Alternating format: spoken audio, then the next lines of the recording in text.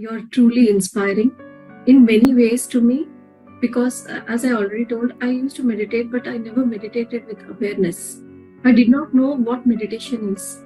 But you opened a new door for me with this knowledge, the little knowledge that you used to share, that increased the awareness of my meditation, why I am meditating.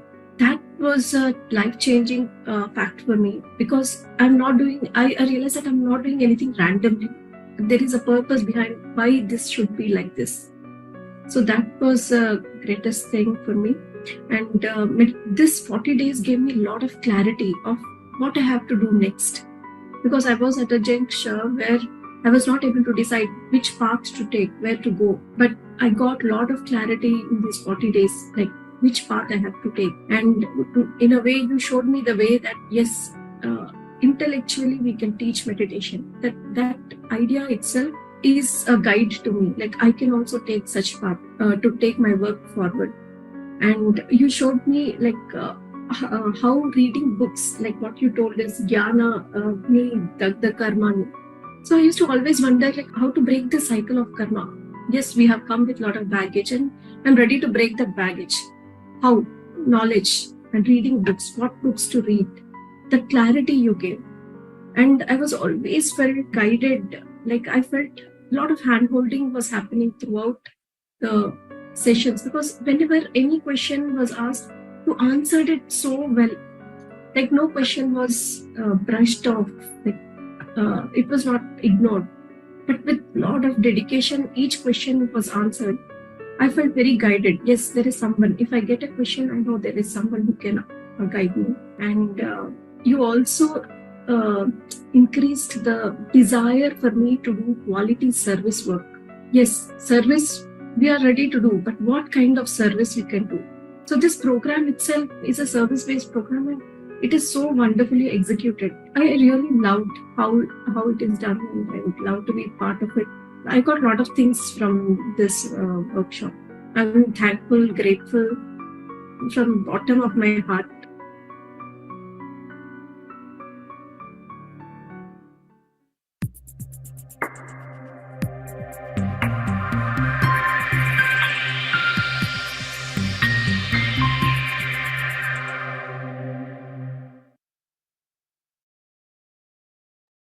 Dear friends and masters, welcome to day 23 of the Vibr program.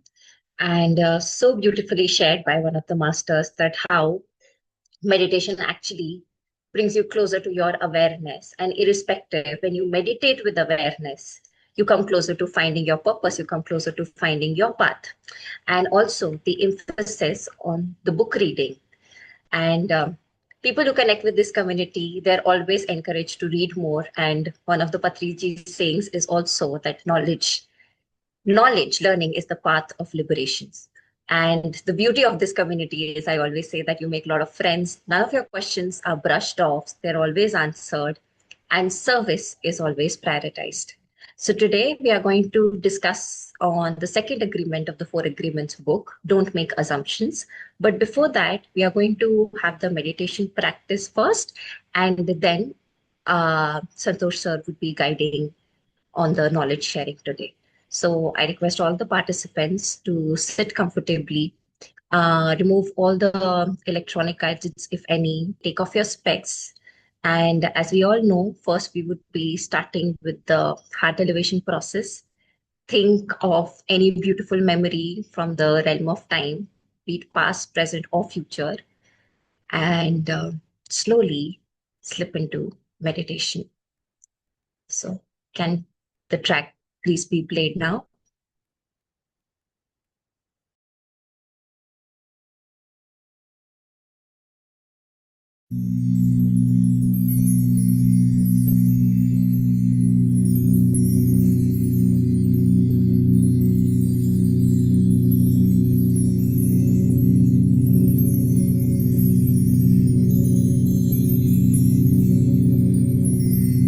Dear friends, dear masters,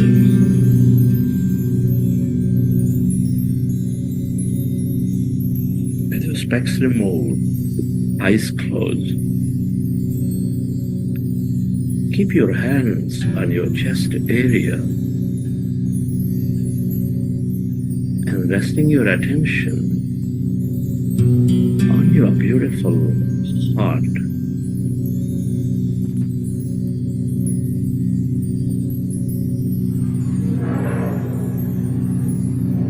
with a slow, long, relaxing breath.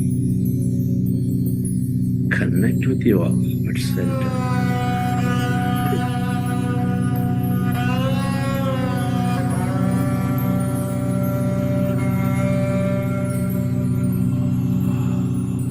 Feel it to your friends. Notice the beat, the rhythm of your heart.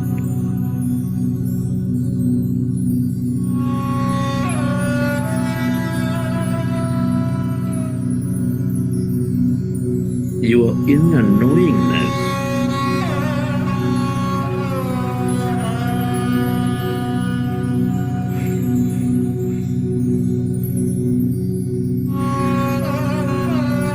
Feel the center of all emotions, nurturing all life with its higher vibrations of love, compassion, gratitude.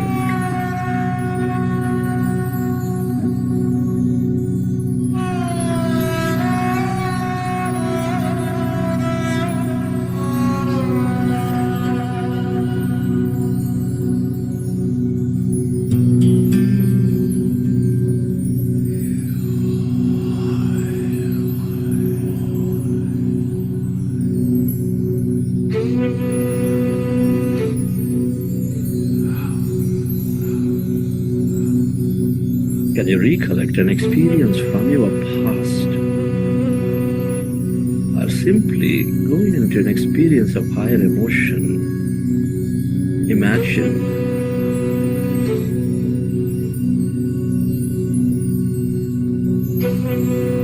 that you are experiencing great, beautiful nature. You're trekking into mountains.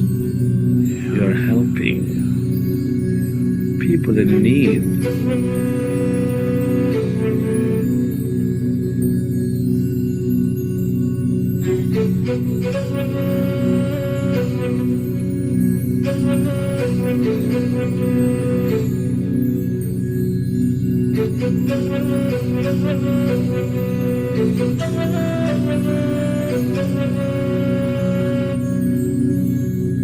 Relive that moment and feel that energy.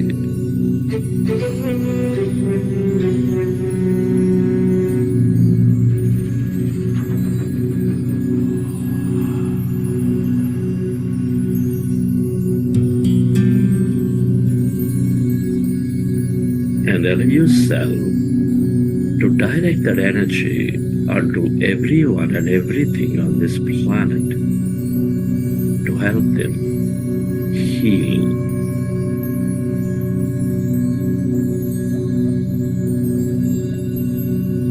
Where your attention goes, there your energy flows.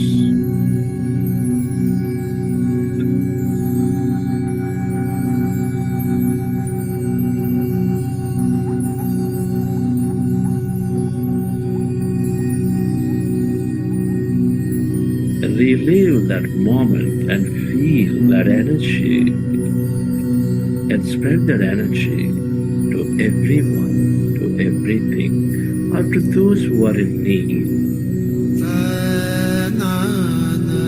The more you experience love, compassion, deep joy,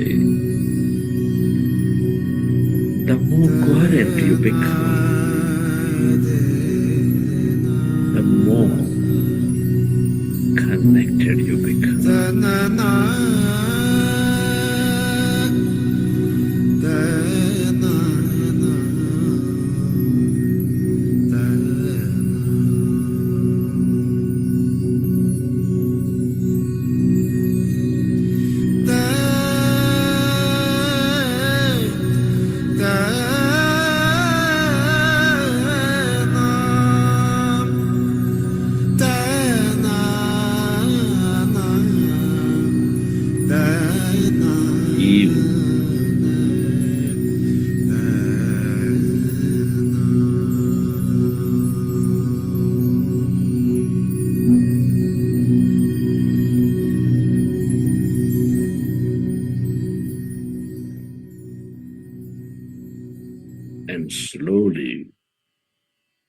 let's go into breath mindfulness meditation.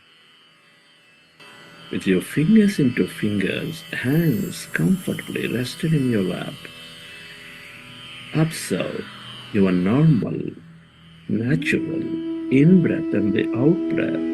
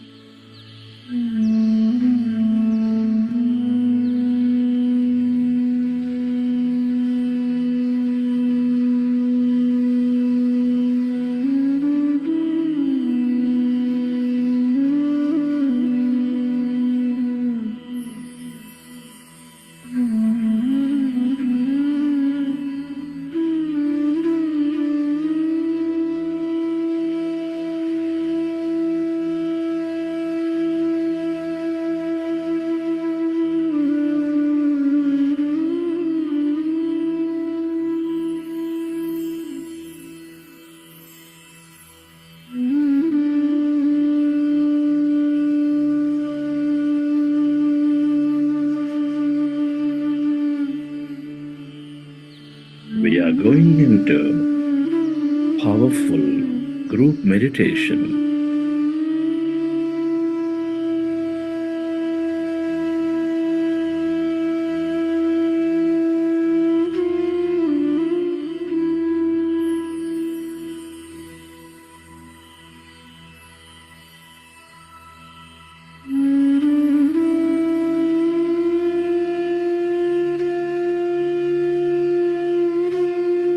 Observe your normal, natural in-breath and the out-breath.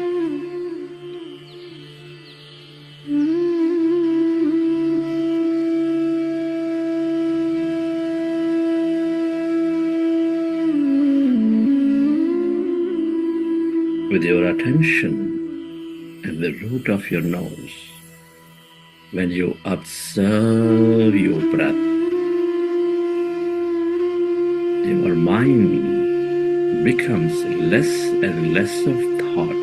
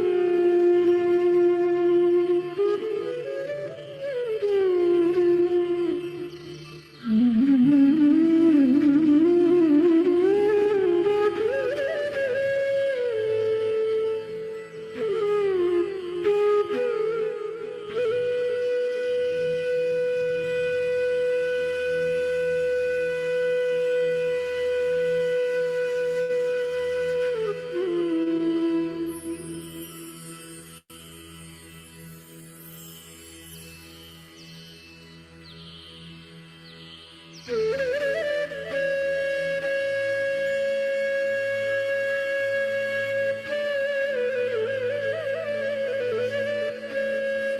your mind is becoming empty,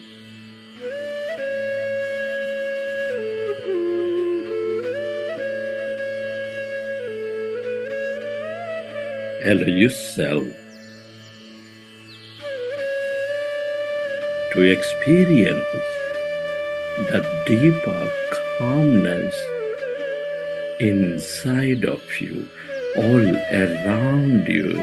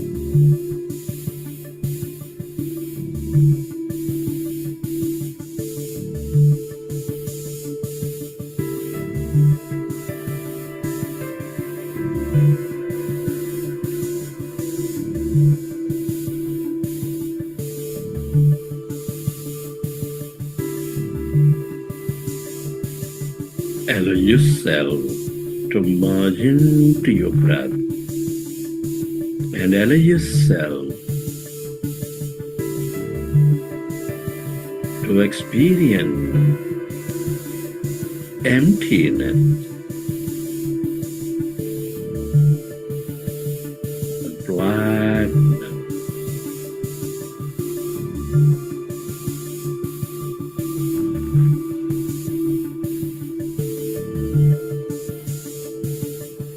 Where there's no body, where there's no thing.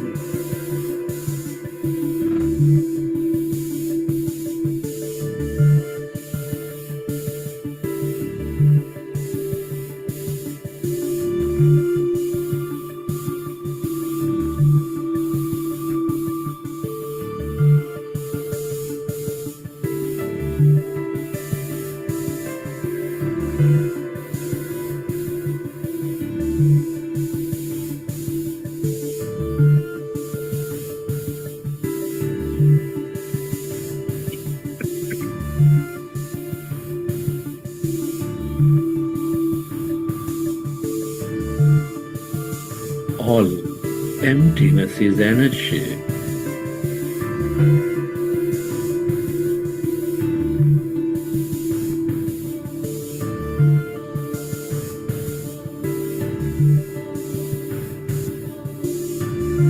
The quantum field of infinite possibilities.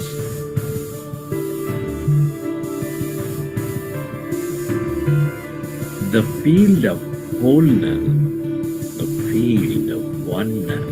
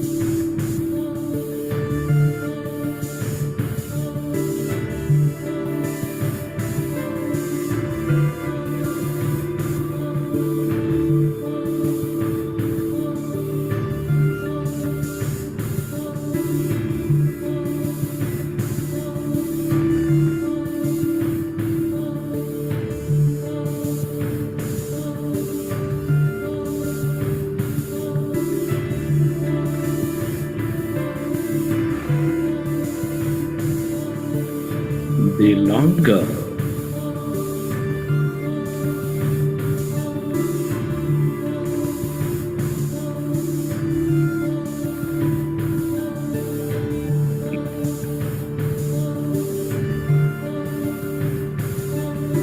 you stay aware of this emptiness, this energy,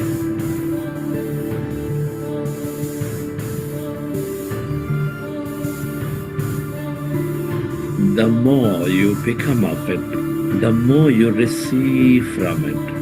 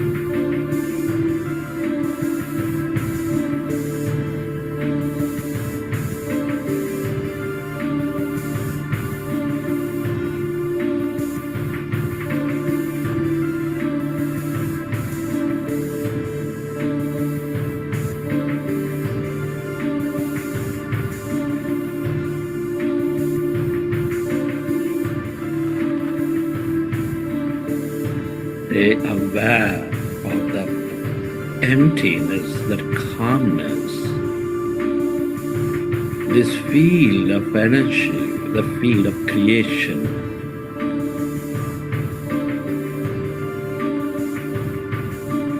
The more you are with it, with this emptiness, the more you tune in.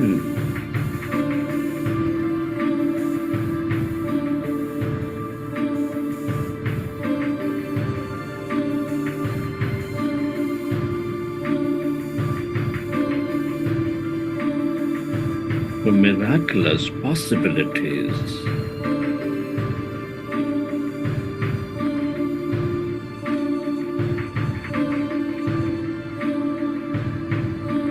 The more expansive you become.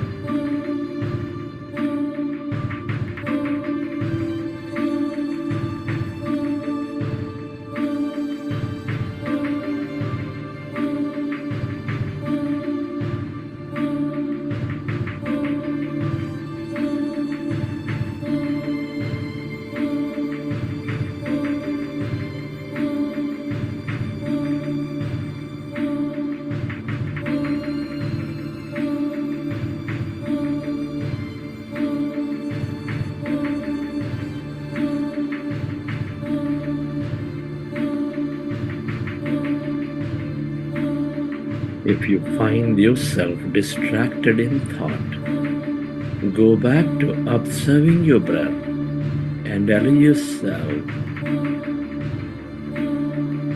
to go into that emptiness.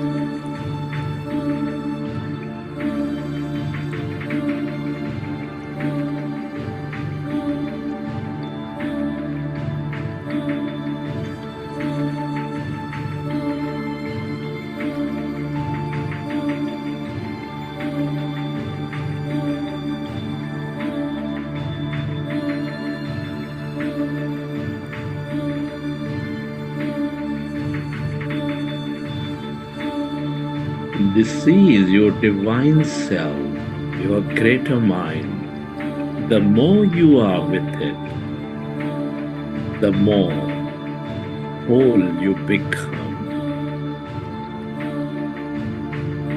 the more empowered you become.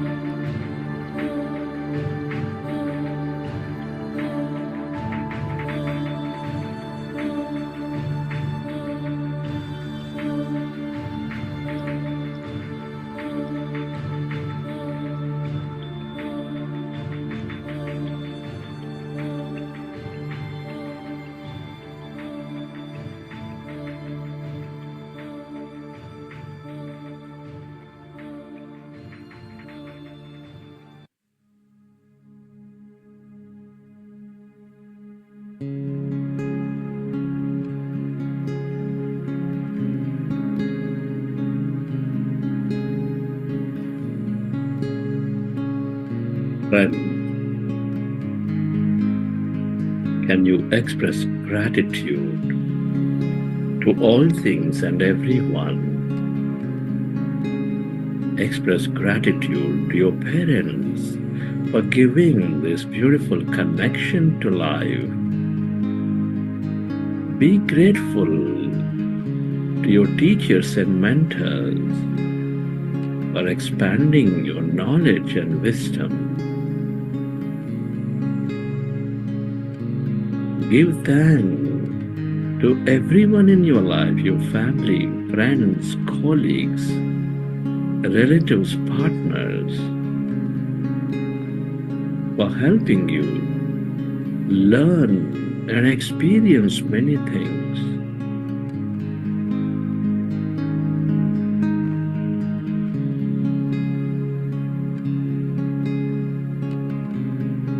Be grateful to this grand nature, the fish, the bird, the animal, the planet, stars, sun, moon, Mother Earth, for all the energy, beauty, mystery, and more in our life.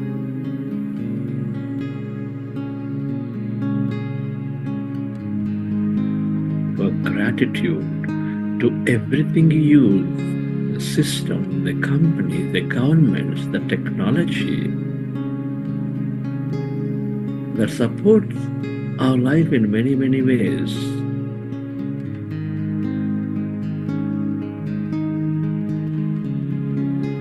Gratitude to yourself for caring for you, for caring for others, and to this intelligent universe for helping us experience this life.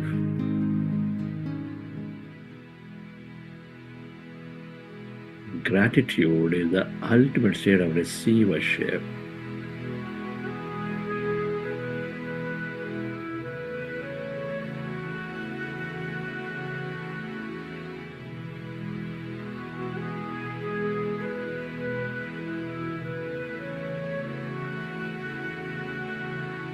Recollect your experiences from the session.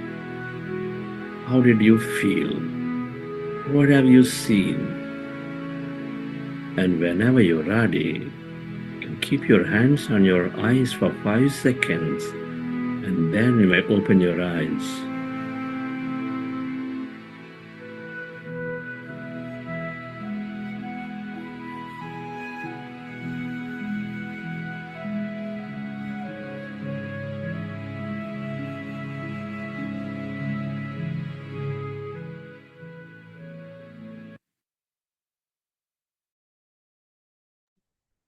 Welcome back, dear friends and masters. I hope you had a wonderful meditation session.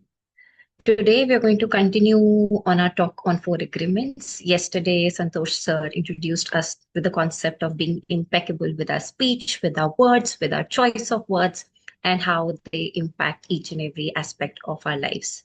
And today, we move to agreement 2, which talks about don't make any assumptions.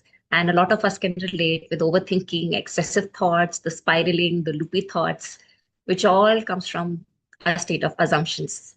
So over to you, Santosh sir.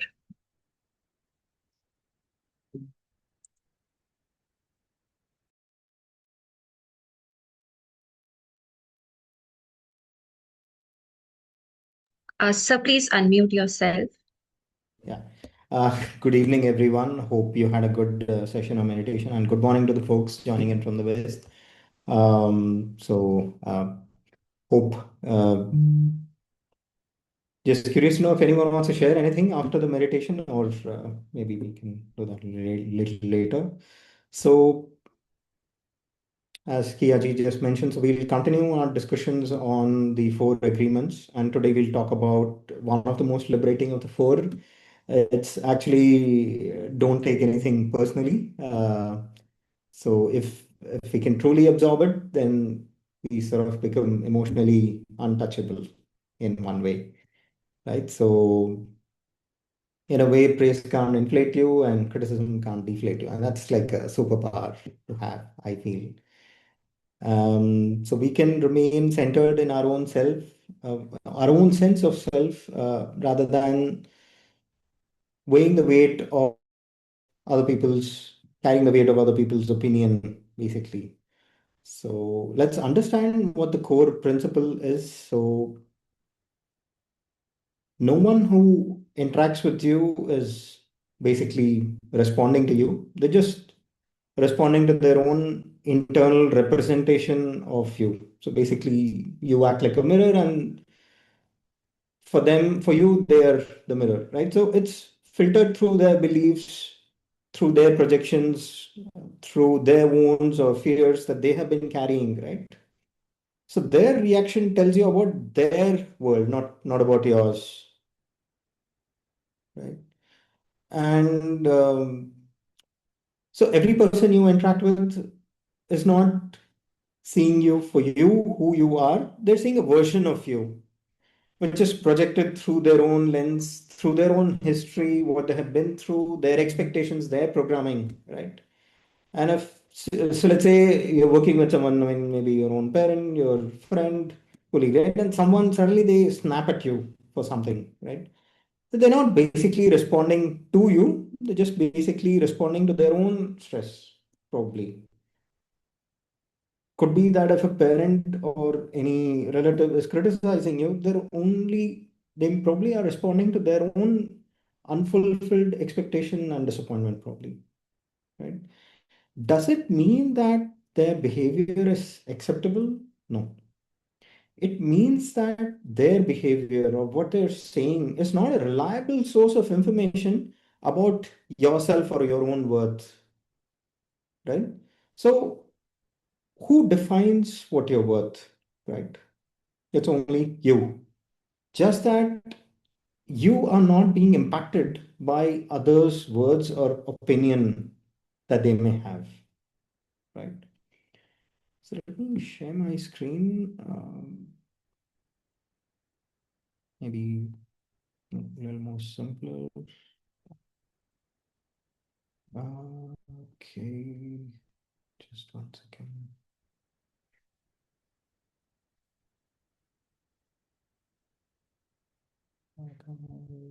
Share it.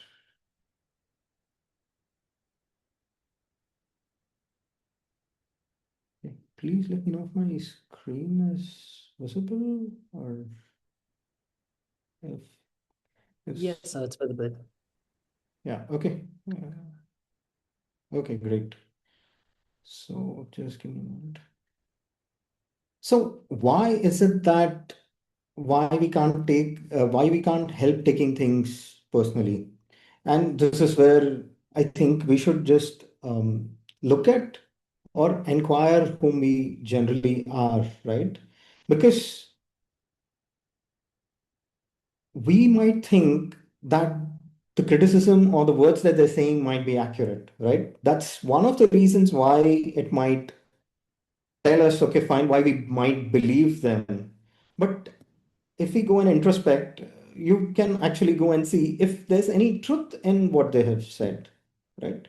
It No matter what iota of truth is there, it doesn't mean that you have to take it personally. It's that maybe you can evaluate if it's a feedback, if you can look at it in the lens of feedback. The question you have to ask is not if are they right or not, but why does this thing, what they're saying, particularly sting me or hook me, right?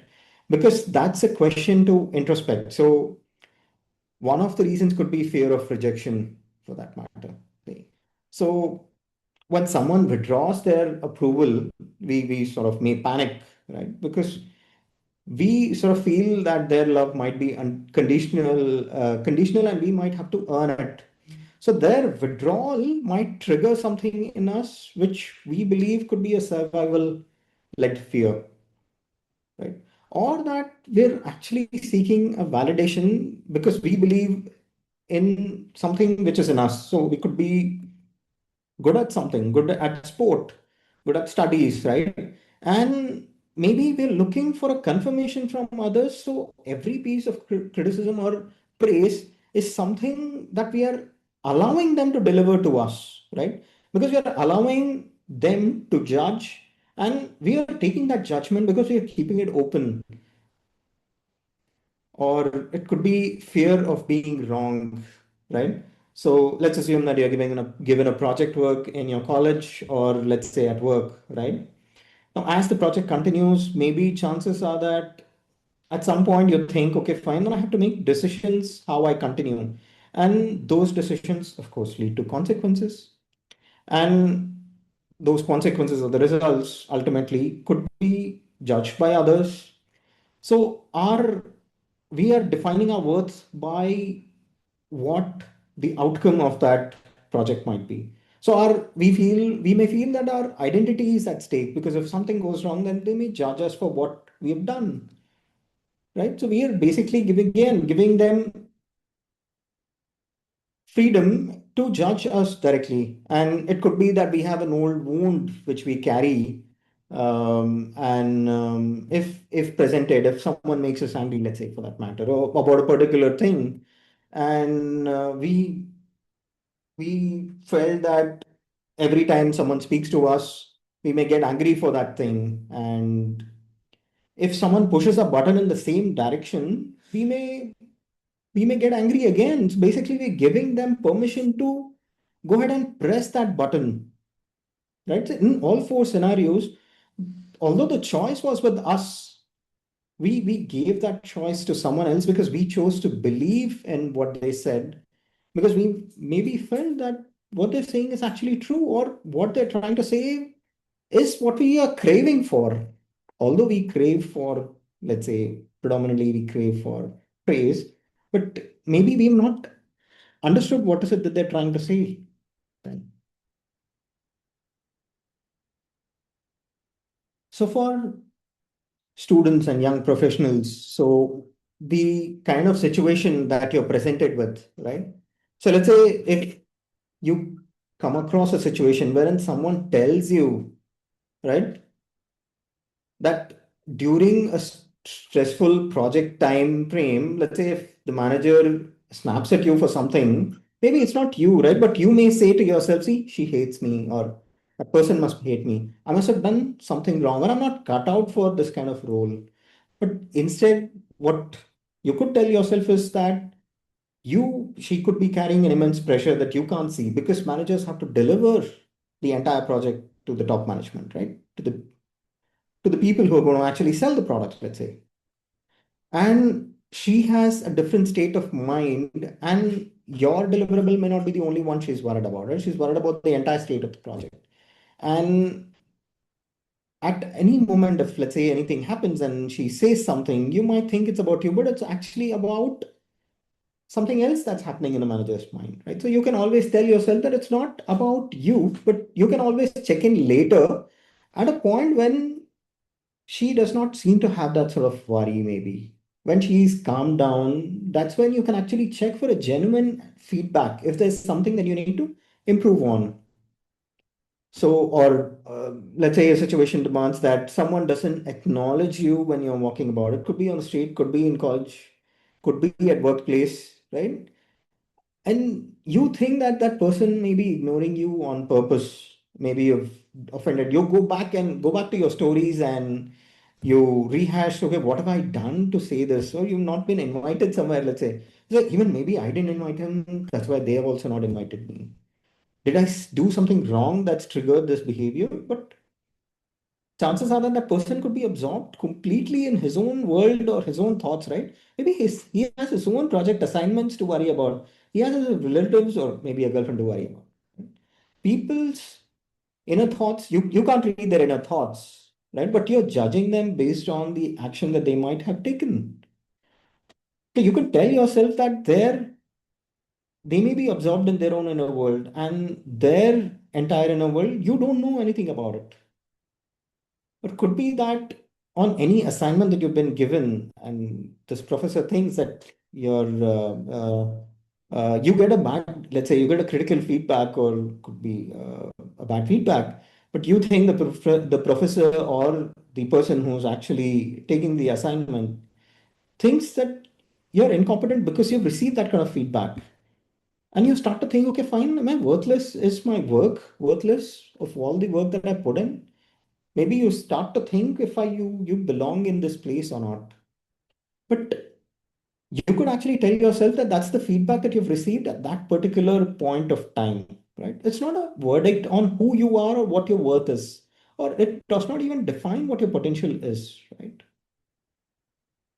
Right. So the old reaction, right, where someone else's behavior should not define our own worth. So it's like going from they did something to therefore I am something, right? It happens quickly because we're programming or we've been programmed to think about it that way. So we can actually practice to slow down or remove this kind of thought process itself, right? By not taking things personally. Even a small gap between stimulus and response can actually lead you to think rationally about it, right? I'm not sure if you guys have read a book by Viktor Frankl. I'm not able to recall the name of the book. He was a Holocaust survivor, and every day, actually, he would be put through a lot of hardships. But he started to create a gap between the stimulus that he received versus the response that he gave out. Right? So every day, he would actually choose positively for himself, and he was a Holocaust survivor. I would highly recommend you to read that book. It's called, I'm not able to recall the name of the book. I'm not sure if I have it in my library. I will share that in some time. But an amazing book wherein teaches you how a person's thought process and behavior actually can transform his life completely. And so on the last slide that I have is how you can actually start to stop taking things personally, right? So the first thing that you could do is not to take your own opinions about yourself. So it's not only others, but you also are making judgments about yourself and which you may take seriously, right? And the voice in your head that says you're not enough, or it's criticizing the choices that you're making on a day-to-day basis, right? It's replaying the same memory over and over again. It's not a voice of truth of who you are. Because if you have been conditioned to fear something, right, that's what it's getting repeated again and again. It's like the weight you've been carrying based on the old agreements or wounds that you've carried. You can learn from it, but you don't have to obey everything that it says. So don't believe everything that your mind tells you directly. And that will give you a real freedom from not just from circumstances, but from a tyranny of a mind that mistakes its fears, right? But not factually. So, how can you stop taking things personally? So, you notice the hook. So, the first thing you can do is starting to notice whether um, you're taking things personally or not. No judgment, just try to be aware of what is exactly happening. Next, what you could do is ask the right question to see, okay, are they right? And what is in me is responding to this because most likely there may be things on the surface, but deep down underneath, there will be something that's actually responding here. And I feel journaling is one of the best ways to get your thoughts out on the paper and also to you out in the world, wherein you can actually go and introspect what is the underlying behavior or thought process that may be causing you to trigger in this manner. And you can actually chalk out any old behaviors or beliefs that have been within you for years, basically. The third thing you could do is separate the stimulus. So remind yourself that their words describe their world and not yours, right?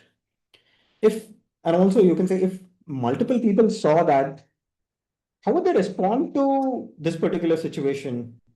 Because everyone's perception is different, right? Would they all behave in the same manner as you did? No, right? And you can come back to your own standards, right? You can actually ask yourself, do I believe this about myself? If so, then go back and introspect, go back to your journal again to investigate. If you do believe it, what is making you that, what is it that caused you to have that belief? If so, work on releasing it. right? The answer will come from inside you, not from outside. Right? I hope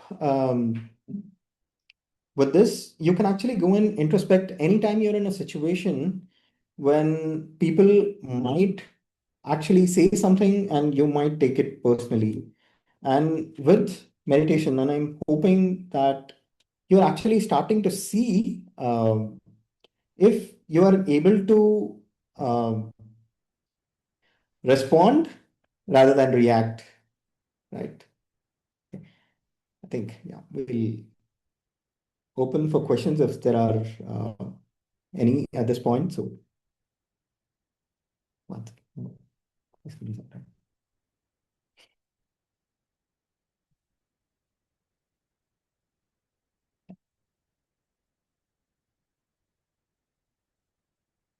I think there is a question on the chat. It is good evening. I guess if we believe it or not, it's based on a lot of our life situation.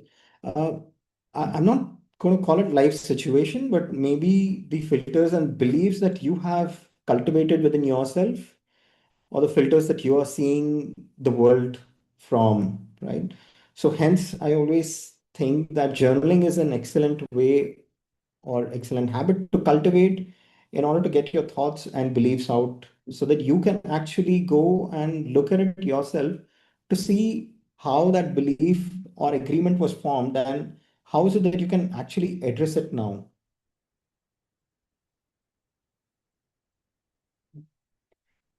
So if anyone else has anything to share about today's session, the meditation, if you have any questions, queries, or have anything you would like to add, please come forward. I think you can unmute yourself. So I think there's Millie Ji. Please go ahead, Millie Ji. You can unmute and if possible, do come on video. It's Oh, sorry. I no, don't no have problem. camera on this desktop. So really sorry about that. No problem. Please go Yeah. ahead. Yeah, I heard your our discussions yesterday, and so I'm trying to figure out the difference like how to distinguish between being impeccable with your word and don't make assumptions. So far, what I understood is being impeccable with your word is referring to how we speak, right? And I mean, like how consciously or how truthfully our words are coming out. And the second part, don't make assumptions, is like mostly based on our thinking process and our interpretation towards things that people are saying or doing. Am I right? I mean, like, am I in the right path You or could say just I'm that. confused? Yeah, you could say that. So being impeccable with your words is defining how your thought process is and how you're actually communicating to the rest of the world and also to yourself, right? And not taking things personally is how you actually can take things that are coming from others, right? And also how you're taking things which you're criticizing from your own side on the activities and choices that you're making in your own life as well. I is that clear? Or if you would want to take an example, uh, Millie, if you have anything, please go ahead. I see that you've raised your hand. Please continue.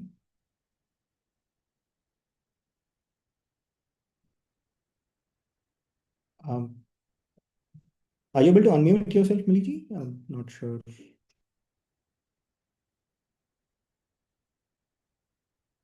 Uh, Okay, now I am. yeah, I don't sorry. know Yeah, why I was okay. Anyway, so please. yeah, it would be great if you give an example. I mean, I'm trying to understand. Right. So let's say if I'm actually working, I mean, are you a student or are you a professional in a workplace?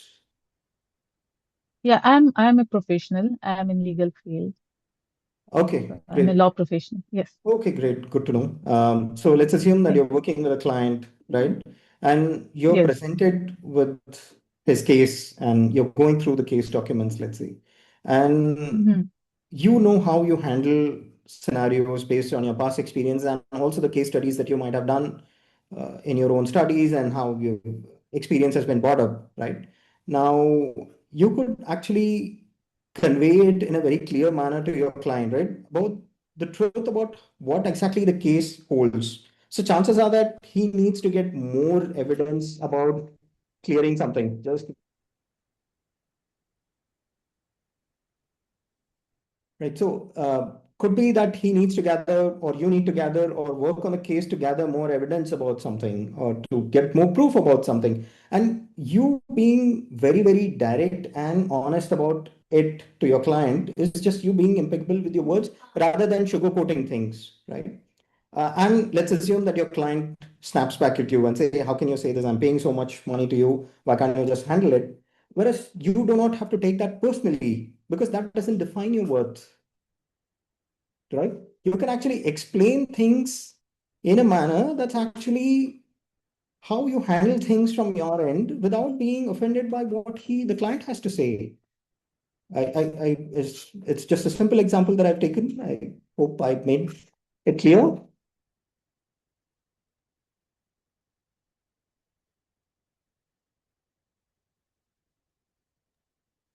Yes, sir. Very well explained. So now I got the point. Yes, thank you. So, So we have one question from our participant Divya. She is asking how to stop exerting control on our children. We think we are caring for them, but in reality, it is my controlling nature. you are not alone at this one. I mean, even my wife and I have that same doubt, right? So, regarding control, right? So again, one thing I would want to say, there's a wonderful book by Osho. It's called it's on children. It's called Book of Children Only. Even I've been reading it. So one thing about control, right? So if you read about the journey of souls or how a soul picks up a life on this realm, right? You understand more so about what roles you have chosen and what roles, why things are chosen by your children as well and why they have come here, right? Now, while they may be younger, they also have gone through a journey and they have picked you as a parent, and they've also picked to experience life on this earth, right? And you controlling an outcome in their own lives is not, while in some cases, yes, you have to be, if you feel that they're being insane or you feel it's completely out of line, it's of course good to give them advice and put them on a path you feel will be good for them. But you must allow some sort of freedom in order to choose and live their life as well, right? So you have to play a balanced role here, I would say, as a parent. You must see based in a free manner, see how is it that your child can actually benefit from what exactly the experience that you're trying to exert control on. Is that experience actually bringing in more love towards you within your own family, or is it because only because of fear are you genuinely saying no? What is it something that has coming from your own internal beliefs? Are you genuinely saying no because it could cause more harm to him? Right? Of course, there are myriad of examples that come this way, but we'll have to take it case by case basis. But I would say please play a balanced role wherein you actually nurture the child, plus also help them to grow in the best way possible. Ultimately, right?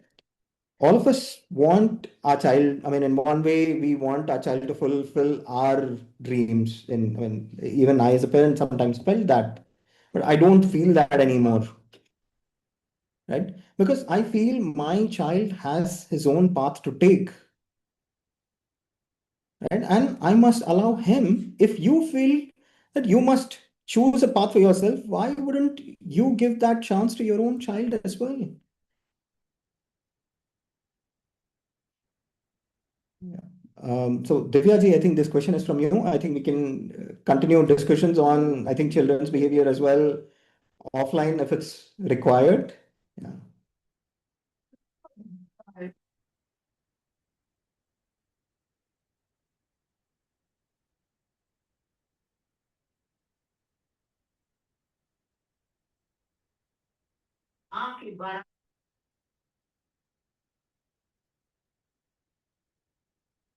Right.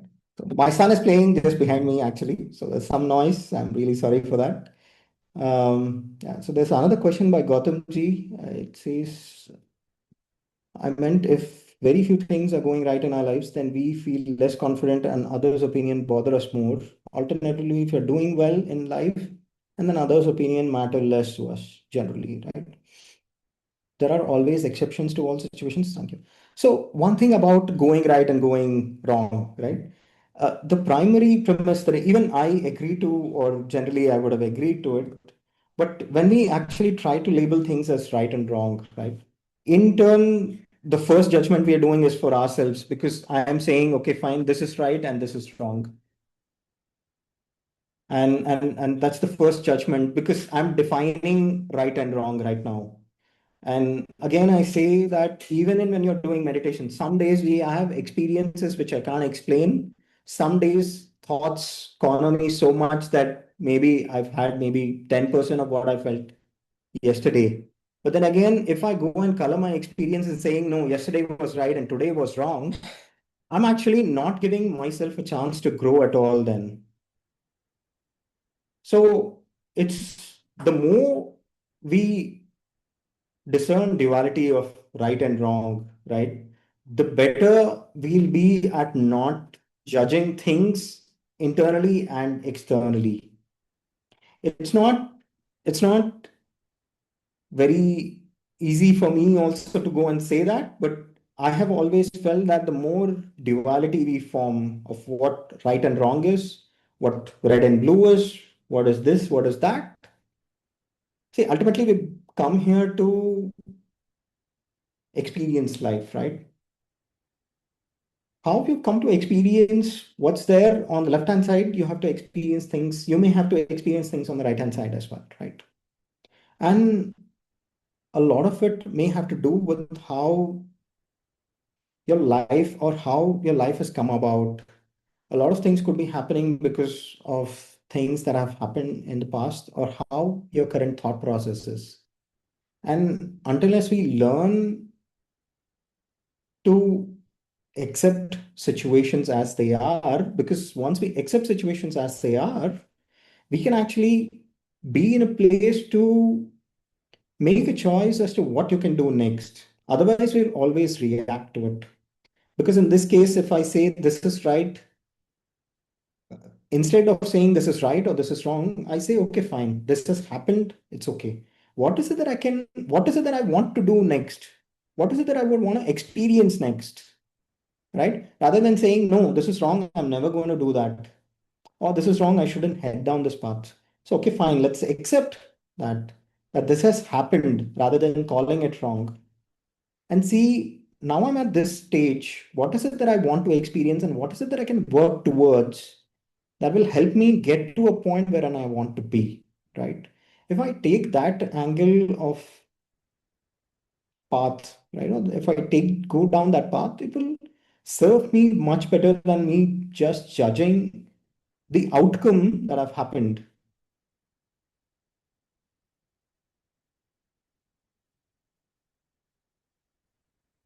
It's true that we always think that if things go our way, we'll all be happy. But the more conscious you become, right? The more I also tend to realize is that no matter what happens, you will be okay with it. No matter what happens.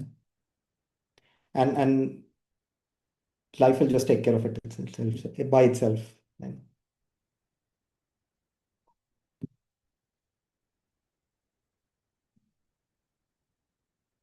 I hope one book I recommended earlier specifically for this, right? If you can actually read Conversations with God, the book one itself, I think there are three books, but the book one itself, an amazing read for all the four agreements that we're going to talk about. I would highly recommend, while of course go and read the four agreements, but also read Conversations with God. Specifically, even for another question, that Divyaji put forward for children, right? For that also, I would highly recommend Conversations with God. Yeah. Okay. There's another question by Rajeshwari ji. Does listening to music help or listening to stotras help? Hmm. I think listening to music, I think helps because helps in one way is that it helps you go in a single direction if you enjoy the music particularly. That's one of the reasons why we enjoy doing music meditation, right? Because initially when I came in touch with Pyramid Valley and Buddha CEO, I always would think I have to do meditation without any disturbance and silence and no music, no nothing whatsoever. It took some time for me to also accept that, but once I did, it sort of enhanced the way I look at things, right? So listening to music does help. I'm not sure what help you're saying, in what regards you're saying so, but it certainly helps you maybe calm down in few situations. I mean, I've certainly felt that. Of course, music helps in meditation as well. We do play that. Um, yeah. Again, Vishnu Sahasranam. So, my mom and my dad also regularly practices Vishnu Sahasranam. I know only parts of it. I don't know the complete Vishnu Sahasranam. But I would say if you can, Vishnu Sahasranam is an amazing, or it's a very detailed namelet of about 1,000 names of Vishnu. And there is an inner meaning behind each of them, right? So even if you go and discern or dissect the meaning behind it, right, a lot of it would come out in form of life lessons, right? So if you can actually understand the life lessons as well, that would actually truly help you. Yeah.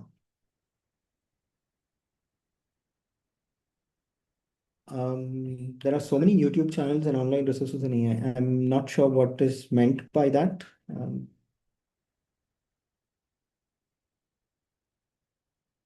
Rajeshwari, could you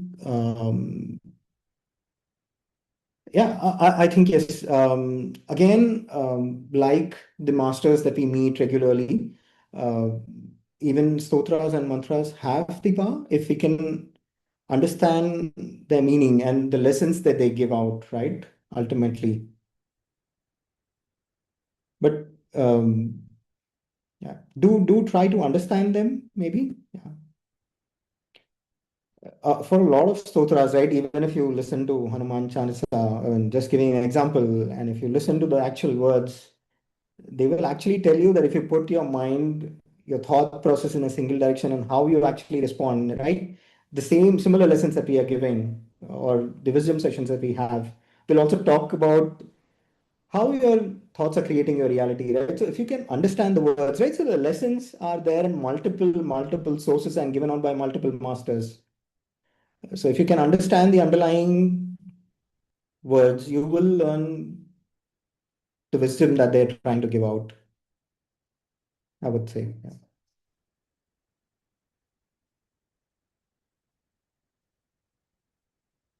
Yeah. If there are no more questions, I think we can wrap up for the day. Just one small announcement for all the Sure. Please go participants. ahead. Yeah. Yes, sir. So we would be sharing the assessment in the respective groups. PA assessments would be shared.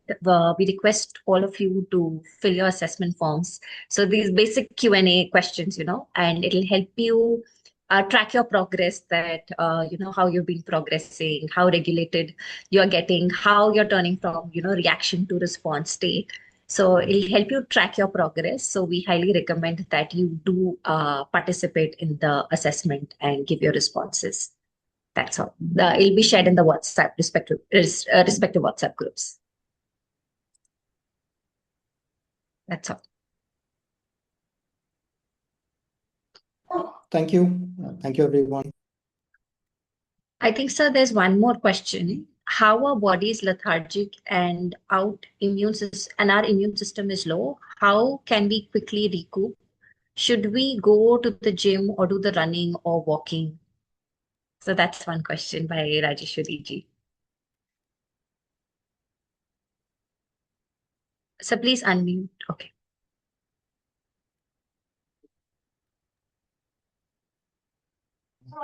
Yeah, so Rajeshwari ji, so regarding the body being lethargic, I would highly recommend that you continue to practice meditation.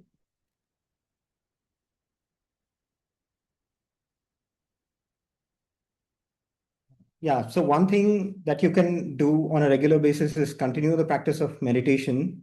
And so as we continue the practice of meditation, again, look at resources that will help you come out of, I mean, if you're feeling that your body is lethargic, the first thing, of course, I recommend is meditation, and let your inner self talk to you as well to see how you can actually best address the problems that you're facing. Also, talk to people and other masters in your own group to see.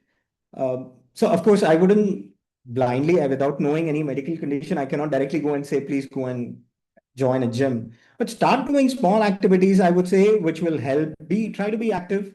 So we do this practice in we talk about it in Ikigai also, right? So being active generally helps come out of being lethargic. And regarding addressing immune system, right? So I think first starting meditation, and of course talking to the masters and seeing how we can actually gain understanding from other people to see how to address specific issues that you may have, right? I may not be able to comment directly without knowing an underlying issue that you may have.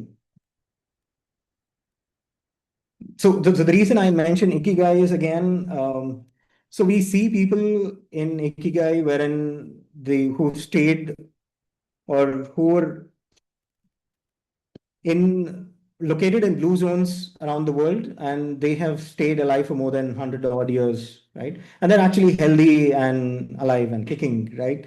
And hence there are a lot of life lessons to be learned from our ancestors as well, right? So when we learn those lessons, we'll understand that how they actually came about to live such a life, and they've stayed alive by eating healthy and actually being active, right? And that's the first lesson that I can give you, that eating healthy and eating vegetarian food, which we always practice in Pyramid Valley and with the CEO, right? That's the first thing that actually can be done. I I would would highly also recommend. like to add, sir, that being aware of our emotions, like when Absolutely. lethargy is there, it's basically there's so much emotional turmoil that is going in our system. So if we can just sit with our emotions, address them, let them come on the surface. So the major weight that is it is pulling us down, we're Absolutely, actually able very to well release it. said. And Yeah, it helps you very find well. your purpose as well. Absolutely, absolutely. So, addressing, so one thing, right? So, meditation, we say that addresses all five quotients: the physical quotient, the emotional quotient, the intelligence quotient, the spiritual quotient, and the manifestation quotient, right? So, regular practice of meditation will address a lot of the issues that you may have. But as you continue to do so, I'm sure you will receive insight as to what is the best way to go forward as well. And being in touch regularly with your own facilitators, coming in Sajan Sangatya and talking about this as you've done so, I think will help bring down what specifically you can do next in order to address whatever specific behavior that may be coming out, right? Yeah, I can only give a generic advice at this time until I know an actual specific to talk about. Yeah.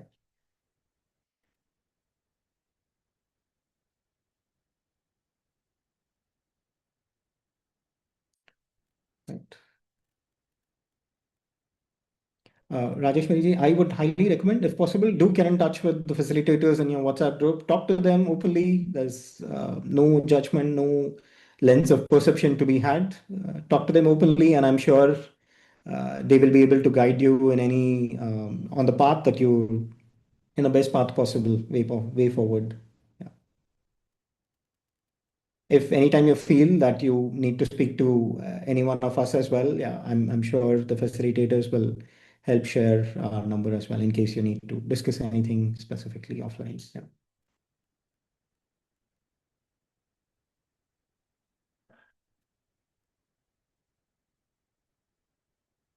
It was good interacting with all of you. I love sessions wherein people are coming forward and asking questions rather than actually just sitting and listening. Yeah. Thank you.